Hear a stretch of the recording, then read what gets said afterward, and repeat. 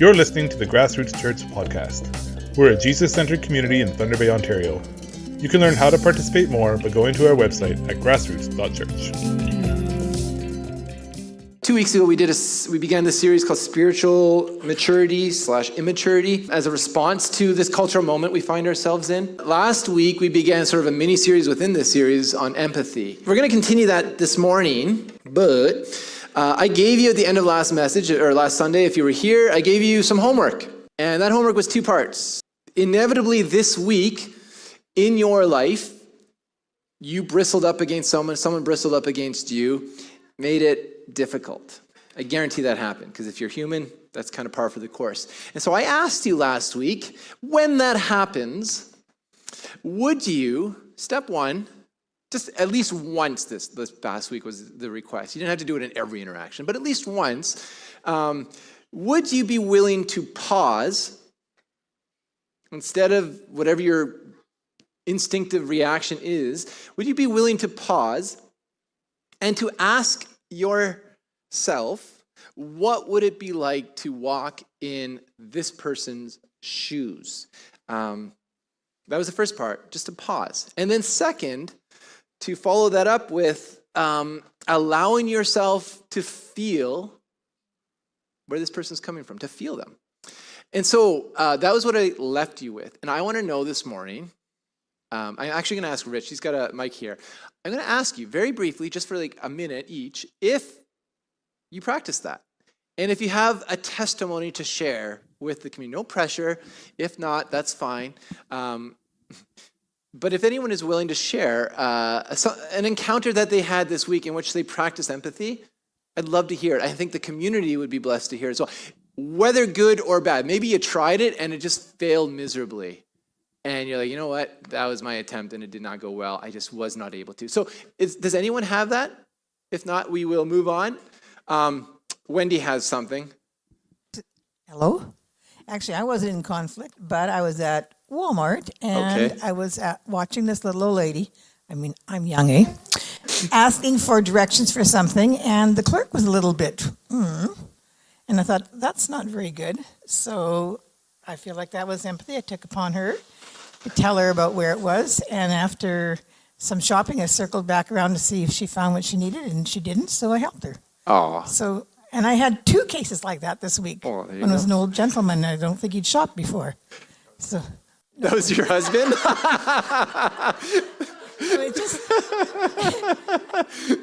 think it's just seeing a situation. It could be little. Absolutely, yeah. I had kind of forgotten about it till you. Good. Well, thanks, Wendy. Okay. Oh, I appreciate that. Anyone else have a quick story they want to share? Oh, Jen, over here. Yeah. Had to be as far away as possible. Hey, Jen. So this week with Izzy, she was being just a little bit more than normal. And then I was about to lose my parenting skills. And then I sat back and I was like, oh, wait, let's review. She stayed up late.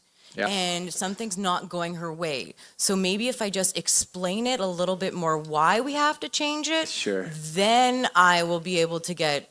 And how did it go? It went really, really well. Awesome. And we ended up both getting a win-win. Oh, good. Yeah. Well, that's a great story. Thanks. Yeah. And it doesn't have to be people out there. It could be in our own home, in our own family. Because I don't know about you, people in my household often bristle against me. It's usually their fault. So just kidding. But thanks, Jen. Yeah, that's great. Okay, one more. Anyone? Oh, John right here. So you have to go all the way back. No, well, a while ago I kind of signed up for a volunteer online, what they call mentoring. It's just like answering people's emails from a website who are struggling with something or other. Huh. And so, it's very random. It could be someone in almost any country with almost any problem or no problem at all, or just one word message. You think. So occasionally there's someone who actually needs help and I can talk to a bit, message to and fro. And that some of them are maybe addicted to something, or they're struggling with pornography or anger. Or so there's one guy in particular who seemed to have a Christian background, but he'd fallen many times in a particular sin. And when I realized what he was writing about, I thought, that's terrible. But what on earth have I got to say? How can I? And I thought, well, that could have been me. In fact, it probably was me at some point in some way, very similar, falling down and struggling. And, there but by the grace of God, go, why? Yeah. And so what's he going through? So I was trying to picture him, because you don't have a face, you don't have where he lives or his family situation or anything except what he tells you. So I tried to write back, and you don't just want to write, oh, here are some Bible verses, they'll help you. So I was trying to say, I kind of identify with what you're going through. And so it was a process. And at least one of those eventually would say, that was really helpful. And I said, well, what did I do? I was just kind of listening, really. Sure. No, that's so it can be very life-giving just to listen to someone and reflect back and say, hey, keep going, try. The Lord is with you. You can do this with God. Awesome. Thanks, John. That's great. Yeah, this is the superpower of empathy. And so thanks so much. If you're like me, you found this a difficult task. Empathy does not come natural. I mean, it comes natural to people who are easy to have empathy for, but it's really difficult for people who, like I say, bristle against us or who we rub against, and we're just like, man. And that's the ones that we are called to have empathy for the most. So that's anyway, I really appreciate everyone sharing. And yes, I did kind of send out little feelers earlier into the community, full disclosure, to find out if people would share. So it wasn't like totally impromptu. Okay, that was last week. And we'd like to carry on the conversation this morning a little bit. I want to look again at the passage in Philippians 2. Just the beginning of this passage, though. This is Philippians 2, starting at verse 1. And we're going to, this is right before Paul gets into what's known as the Christ hymn. And the Christ hymn is what we looked at last week. This is the sort of the poem in the book of Philippians where Paul talks about the embodiment of empathy that Jesus displays, right? By putting aside his privilege, his divine privilege, and taking on the form of a man and then going to the cross and all this. Like, this is what we discussed last week. But before that, Paul has something to say to us. And he says this: if you have any encouragement from being united with Christ, if any comfort from his love, if any common sharing in the Spirit, if any tenderness and compassion, then would you make my joy complete by being like-minded, having the same love as what Jesus demonstrates, being one in spirit and of one mind. Then he says this: do nothing out of selfish ambition or vain conceit. Rather, in humility, value others above yourselves. So Paul says the great enemies of love, the barrier to being able to love our neighbors with the kind of love that Jesus demonstrates, this love that costs us something, the barrier to being able to love our enemies, those things, the barrier to be able to have the empathy that Jesus shows, that same kind of empathy, they are selfish ambition and vain conceit. And friends, these are inward curvatures of the soul. I like this picture. That they're ways of living that bend toward the self, that put the self at the center. Do you follow that? They are fundamentally anti-Christ, and they stand in the way of becoming like Christ. Selfish ambition and vain conceit. So let's begin with selfish ambition. The word here for selfish ambition is erythia, and it comes from the Greek. It is Greek, and it means self-seeking or striving for personal advancement at the expense of others. It's a very simple concept. Most of us understand. But essentially, selfish ambition turns every interaction that we have into a competition. If we see life as a zero-sum game, and that means I can't afford to feel your struggle, right? Because if I do, your gain will feel like my loss, and we can't have that. I got to win. I gotta elevate myself. Okay, this is a very silly. I'm preempting this with a disclaimer. This is a very silly and dumb example to demonstrate this. How many remember the show Inspector Gadget? You know how there are things growing up that there is no rhyme or reason why they stay in your head, why they like play a they're always living sort of rent-free in your head. Like it could be like a moment with a family or something when you're a kid, or it could be just some random show. But this is something that I struggle with, or that's something that I have. I have these like weird things that I can't connect. I don't know what it is, but they're just in my head. And there is an episode of Inspector Gadget that just always plays in my head.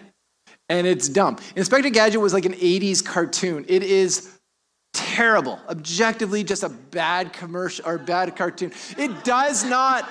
Yeah, all right. We're not going to get into that this morning. Yeah, empathy. It does not hold up. I thought it would, because in my 6-year-old brain, it was brilliant, and I loved it. And maybe that's what you need, Jen. Go look at it. All right, well, at any rate, so, okay, let me get into this. There is an episode, it's called Race to the Finish. And I was going to show you a clip, but it actually made me dumber watching it.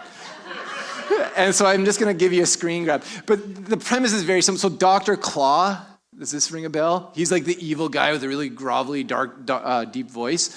And you never see his face. You only see his hand slammed down by his cat. Anyway, he's in this race against Inspector Gadget and all these other people. This is silly. This is dumb. And so the race happens, and Dr. Claw does whatever it takes to win. Right? Does anyone remember this episode? Does this play a role? Okay, so I'm explaining it from scratch. Anyway, so I found this clip on YouTube, and so he'll do anything. He spews oil out the back of his car. He'll like send out this like pokey thing that pokes the tires of his competitors. He spews out all this black smoke, and all in the quest to win the race, right?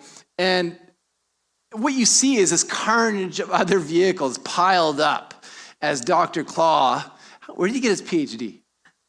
Anyway, as Dr. Claw goes and tries to win the race. And this is selfish ambition. It's this willingness to do whatever it takes to win, to get ahead. And by the way, Inspector Gadget wins in the end, unbeknownst to himself. You guys, anyway, okay. But this is selfish ambition in a nutshell. It's ambition at someone else's expense and at whatever cost. It's clawing over others to get ahead. And Paul says, when we operate out of this posture, when we operate out of this, we can't possibly see or understand the needs of those we interact with because we're too busy trampling over them to get ahead. Right? They are in our way. Now, cynically speaking, is this not the state of our world? Right? We have a term for this. We call this world a dog-eat-dog world, right? If you don't fight back, you'll get trampled. So you better get ready to, bare your teeth and fight. And nobody wins with that, right? Nobody wins with that attitude and that sort of way of living. So that's selfish ambition. And then there's vain conceit, which is sort of the brother of selfish ambition. And it comes from this word, two words actually, keno and doxia. Keno is empty, futile, and doxa refers to glory or honor or reputation. And so literally it is empty glory or futile pride. And it is this drive to seek validation and recognition or status in ways that are ultimately hollow, fleeting. It's the drive to seek validation or status in ways that just don't have any substance. Now, sticking with the 80s pop culture theme, Top Gun, there's a classic line in this movie. Anyone remember? I'm going to pop quiz. Anyone think of a Top Gun classic line? Not from the Maverick one, but the old one. Your ego.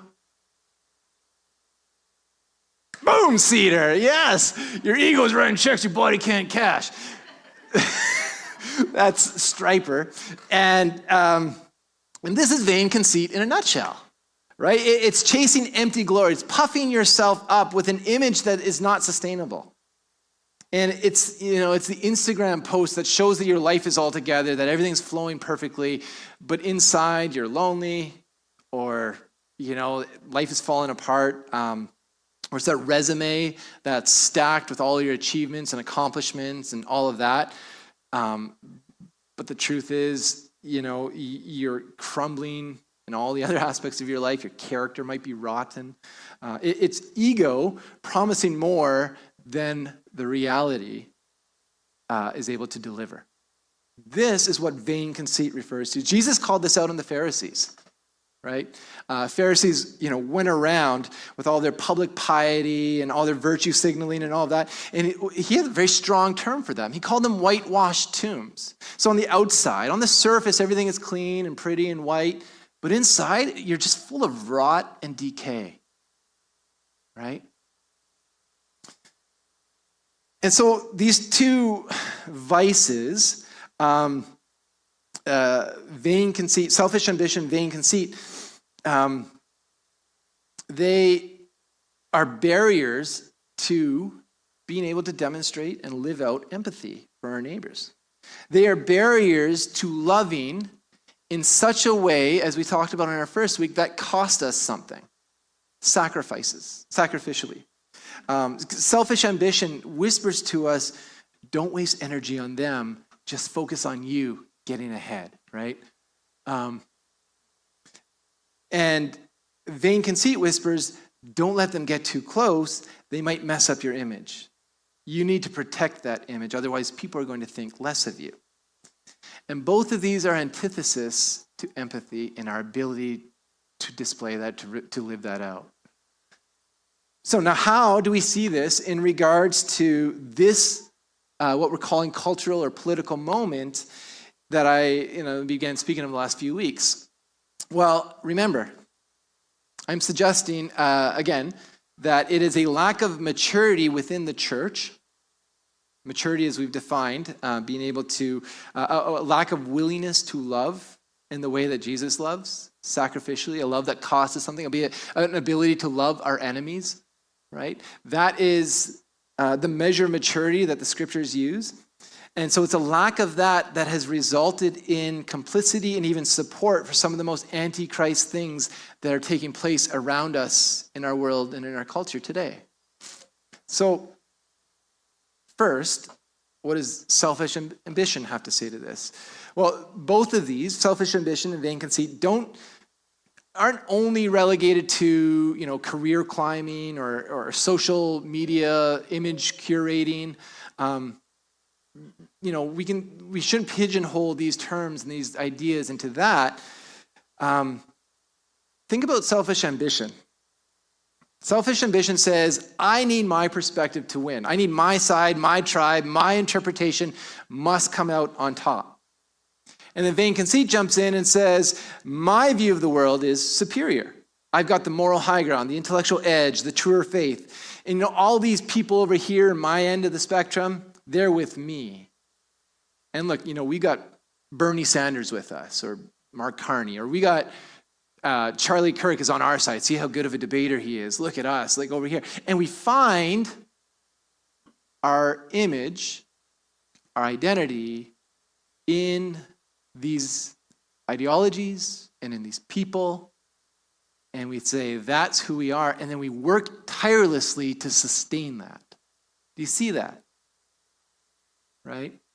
And the thing is, if we make a concession that the other side might have something to offer, well, what does that say about the image that I've been working so hard to curate for the world around me, right? What does that say about my prospects for success in the social spheres that I find myself and then define myself by? How can I hold my head high with those friends and family who look to me for being able to speak to this issue or that issue or whatever? I can't concede. And so we further entrap ourselves into the edges of the spectrums, the edges of the ideologies, in where we can find solace in the various camps and tribes that we find ourselves in. Does that make sense?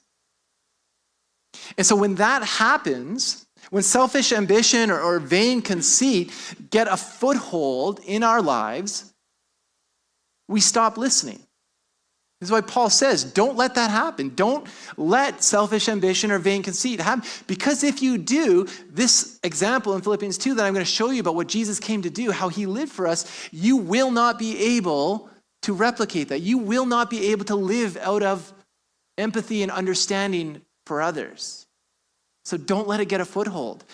Because we stop seeking then to understand. Compassion is far from our radar. Dialogue becomes talking past one another, right? And isn't this exactly the discourse of our world today? Politics out there in the world. Parties, tribes don't talk to each other. They stick close to themselves. Theology in the church, right? You believe all this set of doctrine, views, whatever, we have nothing to say to you over here. We're far apart. And the culture wars that abound all around us. It's people who are locked into their corners, convinced that they already know why the other side is wrong, not allowing themselves to pause long enough to ask the question, but why does this person, or what does this matter, mean so much to them? What is the story behind their conviction? Like, this should resonate with all of us, because unless you've been living under a rock, this is the reality that we are steeped in right now as a culture. Amen? And again, like we said last week, asking these questions does not necessitate capitulation, right? It does not mean we are compromising our convictions. All that empathy asks us to do is to see the humanity in another person. And that's enough. Like, man. So I want to spend now a few minutes as we kind of wrap up talking about a project. It's called the Enemies Project. Has anyone heard of the Enemies Project? Your homework this week, Rhonda has. Have you? Has anyone else?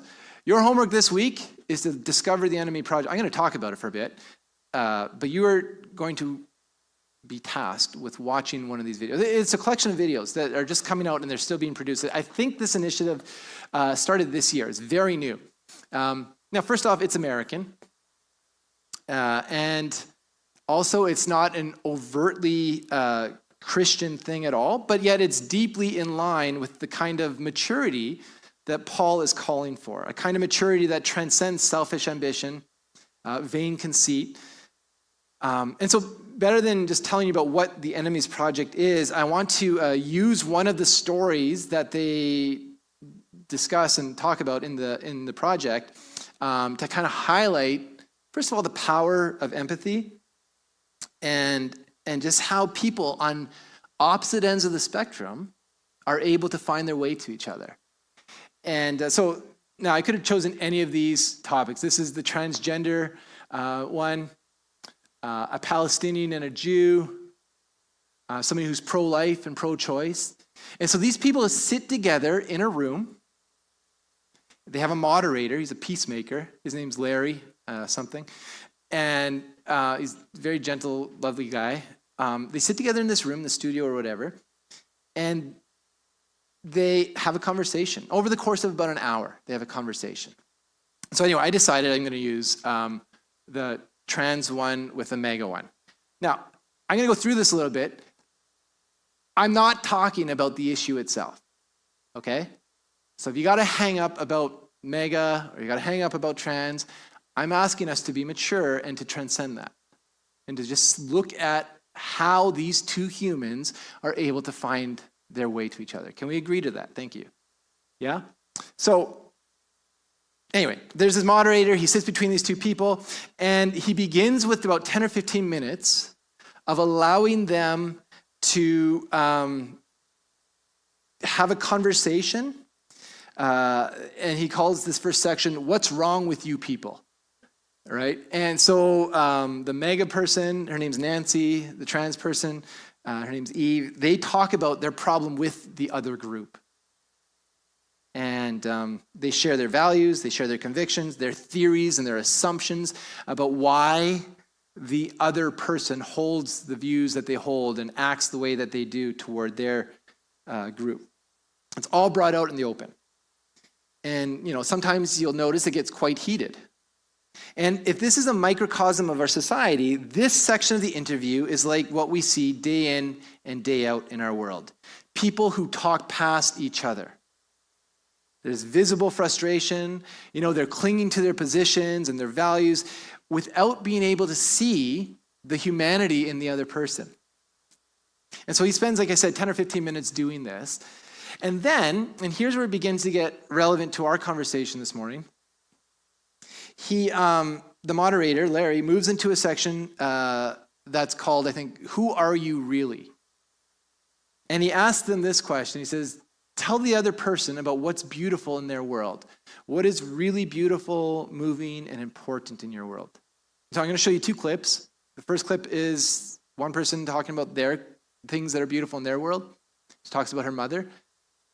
And then I'll show you the second clip, okay? I lost my mom to breast cancer.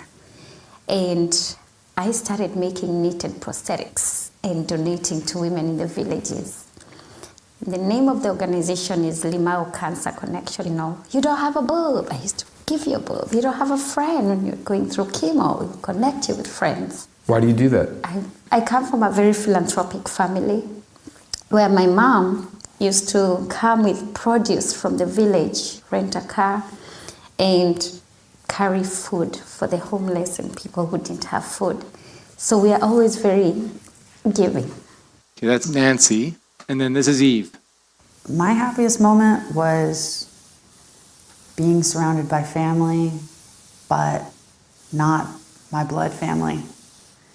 On my 30th birthday, which was 5 years ago now, I was at a music festival. There was music playing and all of my friends were around and they all gave me a hug together. And it was feeling the warmth of genuine love. They loved me for me. I never thought I'd feel it again after my family rejected me. I never thought I'd feel loved and welcomed by a group of people that know me deeply. That was my happiest moment of my life, hands down. So in this 1 hour long conversation, the moderator spends about half an hour, so almost half the time, talking about what they find beautiful in their happiest moment. Isn't that interesting? So very intentionally, what he's doing is showing them the humanity, not about the issue, not about any of the things that separate them, but about the things that they love. And so Nancy talks about how her family is philanthropic, how they made these knitted breasts that they can donate to women who have had breast cancer, and it's just so meaningful. And of course, Eve is sitting there like, oh, so I've had this impression that a mega person is, this and this and this, and here you are showing me that you have all sorts of beautiful things to offer the world. You come from a family that's generous and gracious and all this. And then the same thing. Eve explains how her story is, how she's been accepted and loved and that she's got this new family and all this stuff. And it's showing Nancy, like, oh, she's more than just being a trans person, right? So the moderator then, after this, and they share so much other stuff, but the moderator then moves on to the next section where he asks the question, what do you want this person or someone like this person to understand? And here's where both individuals share their fears. They share their concerns. And I'm not going to show you clips of this because it'll just take too long, but I'll just tell you what Nancy says as an example.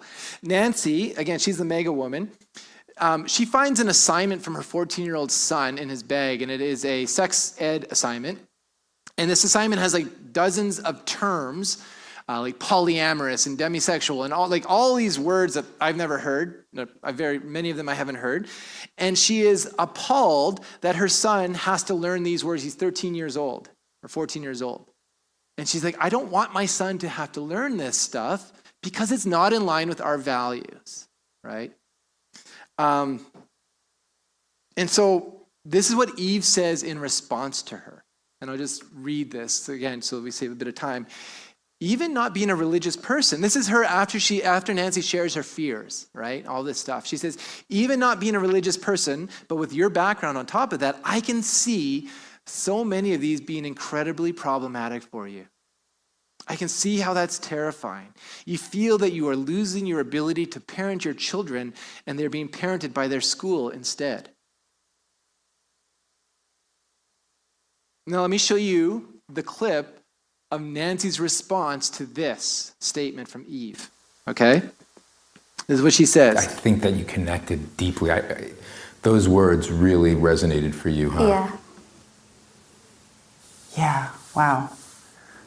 We are used to using very strong words fighting the people who are taking away our parental rights and clustering people like Eve who love who they are, in the same boat. And so, I don't see her as evil. But when I'm doing my advocacy, that's the word that I use. Yeah. But it's not supposed to be used on her. I really like that line there. When our enemy understands us, our hearts open to them.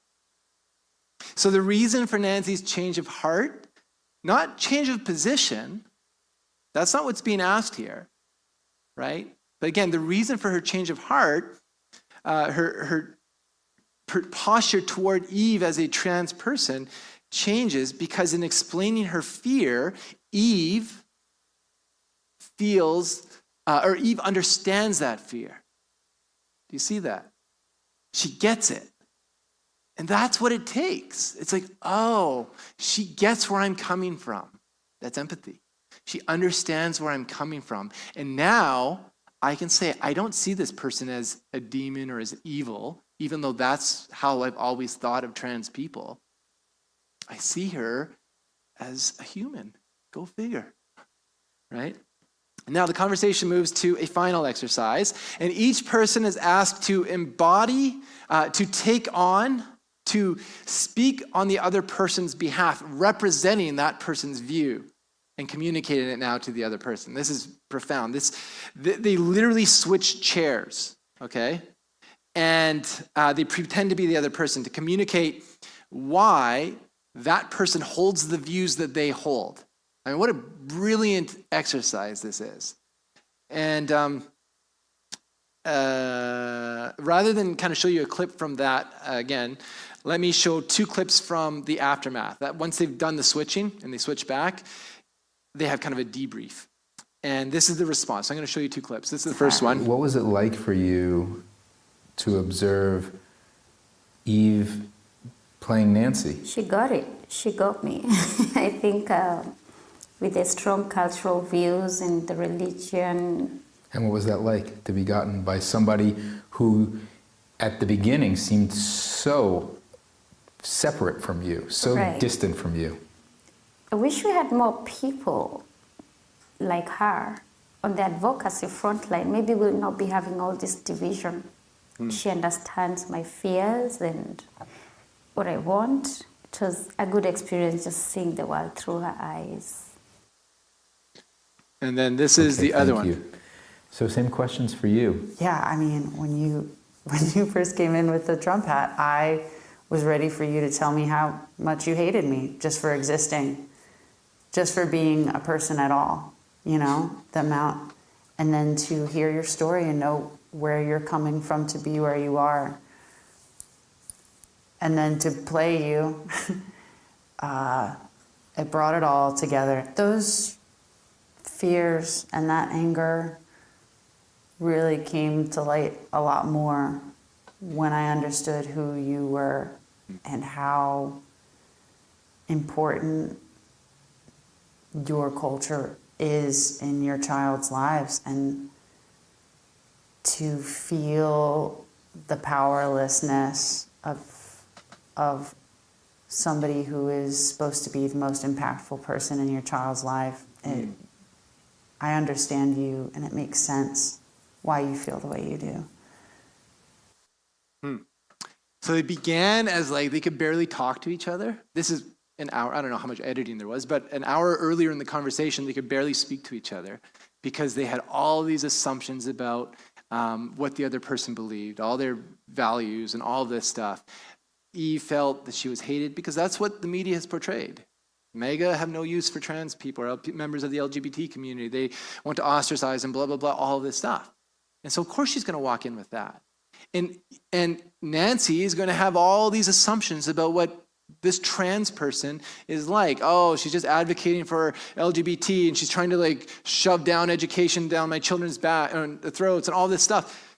And then through the course of this conversation, through the employing of this superpower called empathy, they're able to not just understand each other, but actually like love each other. And so the conversation closes, and it's beautiful, and I'm not going to show it to you because again, whatever. But it closes with Eve, who has been abandoned by her actual family, grew up in a religious home herself, rejected by her family, and saying like, hey, can I give you a hug? And so they embrace, and it's just like, and if you don't cry at that, like there's something wrong with your heart. It's just this beautiful, beautiful moment. And so they become, and this is what the Enemies Project is all about. Now, I haven't watched every video, and the moderator says at the very beginning, I have no idea how this conversation is going to go. And he saw some of the other topics that were shown, an pro-life, pro-choice, having a conversation, pro-Palestinian, pro-Israel conversation, like all the different hot button topics that divide us are being engaged in this project. I encourage you to check it out. Please do.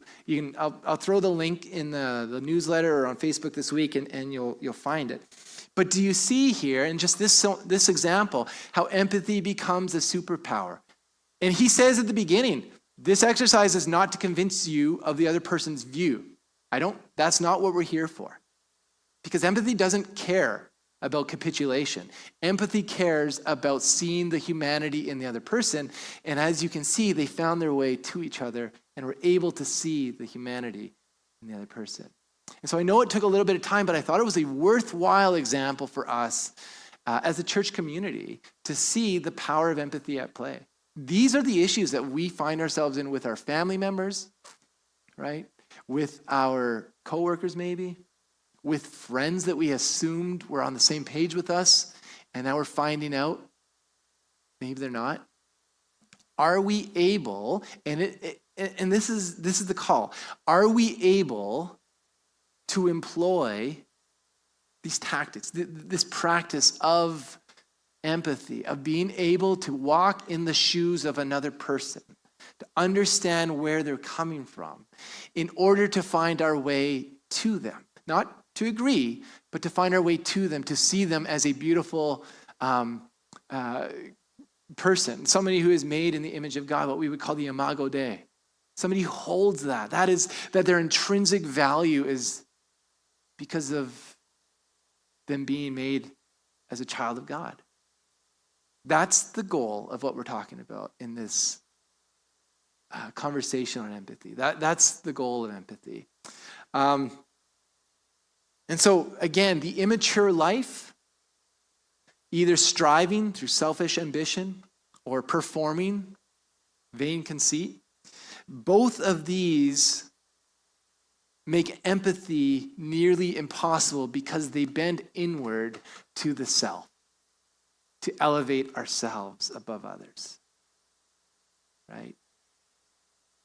And the mature life, patterned after Jesus, bends outward. You can't really do it. It's like a convex versus concave. It bends outward toward the other. It's self-emptying.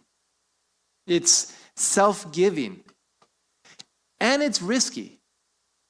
And frankly, there are not guaranteed results like this. In fact, there's a good chance they won't work out. We don't have the luxury of sitting with a peacemaker moderator to, direct the conversation or facilitate the conversation.